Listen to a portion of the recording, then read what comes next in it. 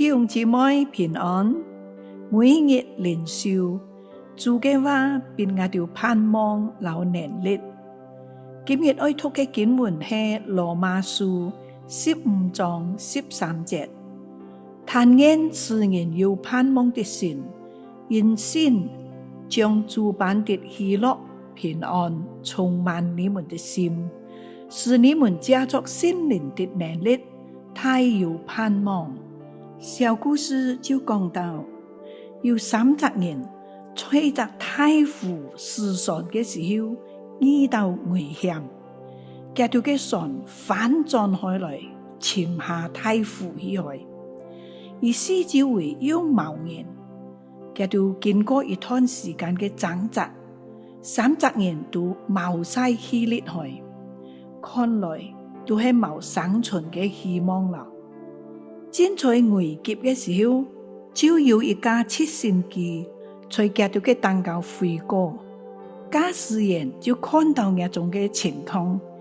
一方面就打電話請救生艇來救這條，一方面又在30人嘅蛋糕飛來飛去，愛這條堅持到底，等待拯救。果然，因為30人看到直升機在愛灘裂來裂去，使到這條就得到好大嘅鼓勵，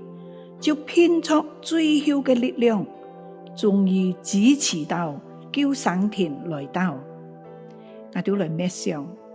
那個陪伴、推導、和關懷，都為是為別人嘅安慰和鼓勵，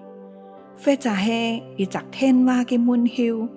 一張嘅小卡片，一隻親切嘅擁抱，都會使到人家感受親切。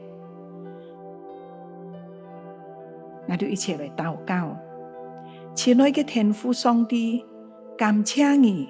將盼望、喜樂、和平安充滿我哋。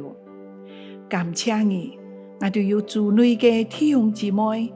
在我哋受苦憂慮嘅時候，陪伴我哋，